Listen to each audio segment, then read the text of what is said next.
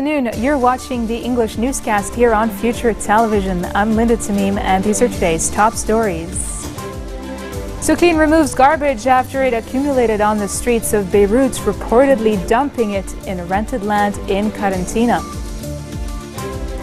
U.S. President Barack Obama says the United States and Russia are working to try to finalize a ceasefire in Syria that would allow more deliveries of humanitarian aid in the war-torn country.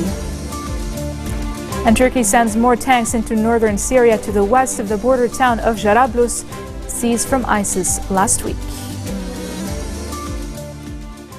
Sukin has removed the garbage after it accumulated on the streets of Beirut. It has not, however, picked up the garbage gathered in Mitten, Kisirwan and Babda. Head of the Kataib in the Mitten district, Michel Hraoui, stressed that the waste collected from Beirut has been taken to a rented land in Karantina. Health Minister Wael Abu Faoud had called on all municipalities to remove trash on the streets ahead of expected rain. Abu Faoud asked municipalities and public health officials to cooperate in the removal of waste from the streets of Beirut and Mitten areas by burying it or sealing it in bags. The health minister's warnings comes ahead of intermittent rain expected to hit Lebanon over the weekend. Hezbollah deputy head Sheikh Naim Qassem said the Syrian government and its allies were gradually gaining control over more territory in the war-torn country, declaring that the Takfiri plan for the region was doomed. Speaking during a graduation ceremony in the South Lebanon village of Kawthariyat el-Siyad, Qassem ruled out the establishment or the expansion of the Islamic Emirate in Syria. ISIS declared its own emirate in eastern Syria and western Iraq back in 2014, when it took over large swathes of territory, proclaiming the Syrian city of Raqqa as its de facto capital. Turning to internal issues, Qassem... We apologize for these technical difficulties. A Palestinian man was injured after part of his roof caved in on him in the South Lebanon Palestinian camp of Ain al-Helwe. The national news agency said 24-year-old Hassan sustained a serious injury to his hand after a section of his home's concrete roof collapsed in the neighborhood of Amka, after which he was taken to hospital. For some time, residents of Ain al-Helwe have been complaining about the decaying state of the camp's buildings to UNRWA, which has been struggling with severe financial difficulties since last year. Joint Palestinian forces turned in a Palestinian national to Lebanese authorities over his alleged involvement in the South Lebanon refugee camp skirmish this weekend.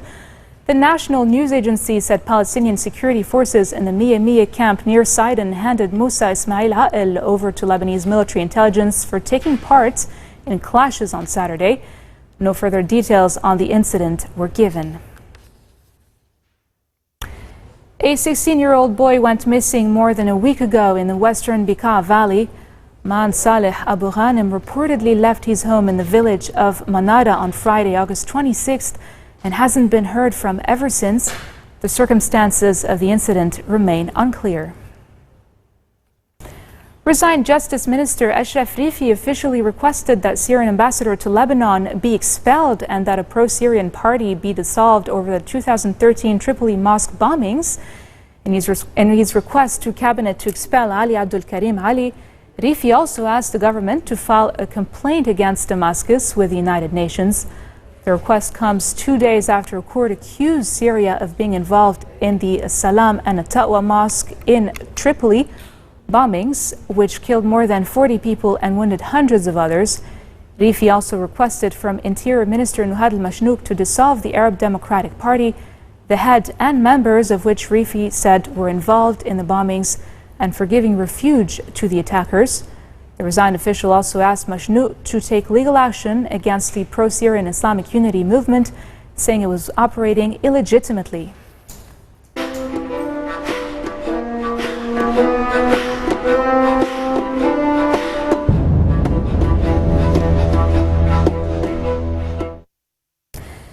Syrian state media and an opposition activist group are reporting that government forces are advancing near the northern city of Aleppo in an attempt to impose a siege on rebel-held parts of the city. Today's push comes a month after insurgent groups captured several military academies south of Aleppo and opened a corridor into rebel-held parts of Syria's largest city and former commercial center. Since then, government forces and their allies have been trying to recapture the area. U.S. President Barack Obama says the United States and Russia are working to try to finalize a ceasefire in Syria that would allow more deliveries of humanitarian aid in the war-torn country. We're not there yet, Obama told reporters after a meeting with UK Prime Minister Theresa May on the sidelines of the G20 summit in the eastern Chinese city of Hangzhou, noting previous ceasefires had failed to last for long. Military officials from the United States and Russia have been meeting for weeks now to try to work on terms of a deal. For his part, U.S. Secretary of State John Kerry said many technical issues on a U.S.-Russia deal on Syria have been worked out, but a couple of tough issues remain. He told reporters that the U.S. has agreed to meet with the Russian side again on Monday to bridge the gap. Turkey has sent more tanks into northern Syria to the west of a border town seized from the Islamic State of Iraq and the Levant group last week, opening a new front in a cross-border intervention aimed at sweeping its fighters from the area. Saturday's development came after Turkish forces and allied Syrian rebels seized the strategic border town of Jarablus from ISIL on August 25th. Turkey and Syrian rebel forces are now continuing an offensive against ISIL in the area, with rebels capturing several other towns on Saturday close to the border with Turkey.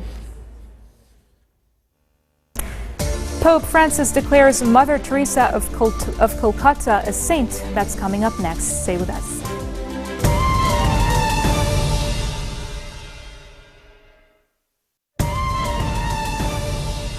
Welcome back. U.S. President Barack Obama told Turkish President Tayyip Erdogan that his administration will work with Turkey to help ensure that those responsible for an attempted coup are brought to justice. Obama and Erdogan met on the sidelines of the G20 summit underway in eastern China's Hangzhou city. Okay.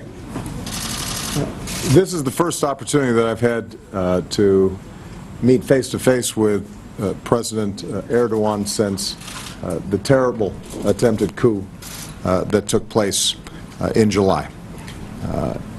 By taking to the streets to resist the coup attempt, the Turkish people once again affirmed their commitment to democracy and the strength and resilience of democratic institutions inside of Turkey. I indicated at the time the unequivocal condemnation of these actions and spoke personally to President Erdogan to offer any support that we might be able to provide in both ending the attempted coup, but also in investigating and bringing the perpetrators of these illegal actions to justice. I've assured him that our Justice Department and my national security team will continue to cooperate with Turkish authorities to determine how we can make sure that those who carried out these activities are brought to justice and reaffirm our strong support for the Turkish people and Turkish institutions. Pope Francis has declared Mother Teresa of Kolkata, known as the Saint of the Gutters during her life, a saint just 19 years after her death. Applause erupted in St. Peter's Square at the Vatican even before Francis finished pronouncing the rite of canonization at the start of the Mass for the nun, with the attendance of tens of thousands of pilgrims. Pilgrims streamed into the square from early morning ahead of a service to honor the nun and Nobel Peace Laureate who worked among the world's poorest in the slums of the Indian city now known as Kolkata. At least 35 people have been killed in Afghanistan when a fuel tanker collided with a passenger bus, causing a massive explosion. The incident happened on a major highway connecting the southern province of Kandahar with the capital city of Kabul. An official said the bus was carrying more than 60 people. And still in Asia, Hong Kongers are heading to the polls for the first major election since pro-democracy street protests rocked the Chinese territory in 2014. About 7.12% of registered voters had turned out 3 hours after the opening of the polls this morning. The vote for Legislative Council lawmakers in the specially administered Chinese city is seen as the most crucial election since its handover from Britain in 1997. The outcome could pave the way for a fresh round of political confrontations over Beijing's control of the city.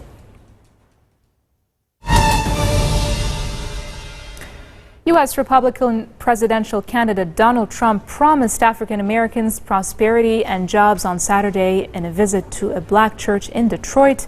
As he called for a civil rights agenda of our time, Trump has stepped up his appeals to minority voters in recent weeks, but the visit was the first time Trump has addressed a largely black audience since winning the Republican nomination.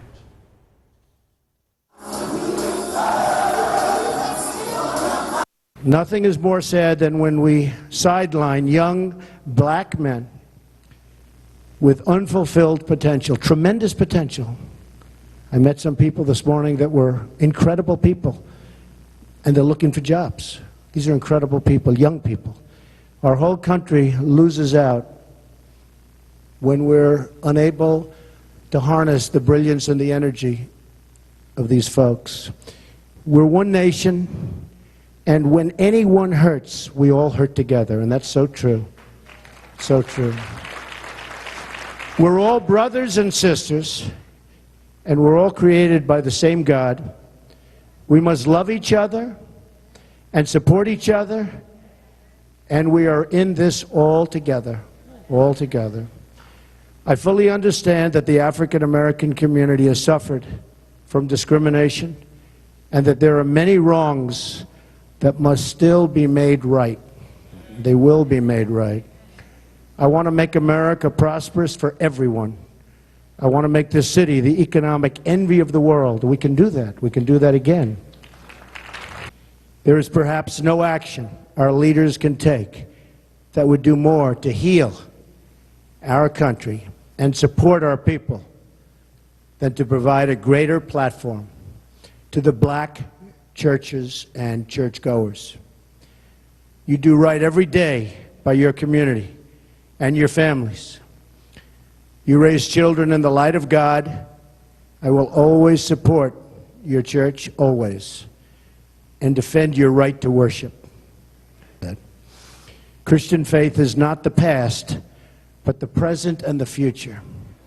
Make it stronger. We'll make it stronger. See, most groups I speak to don't know that, but we know it. If you want, we can say it together. No one has ever seen God, but if we love one another, God lives in us, and His love is made complete in us. This marks the end of our bulletin for today. Now for a quick recap of our top stories. Suclean removes garbage after it accumulated on the streets of Beirut, reportedly dumping it in a rented land in Karantina. U.S. President Barack Obama says the United States and Russia are working to try to finalize a ceasefire in Syria that would allow more deliveries of humanitarian aid in the war-torn country. And Turkey sends more tanks into northern Syria to the west of the border town of Jarablus, seized from ISIS last week. Those are your top stories for this Sunday. I'm Linda Tamim, and I thank you all for watching.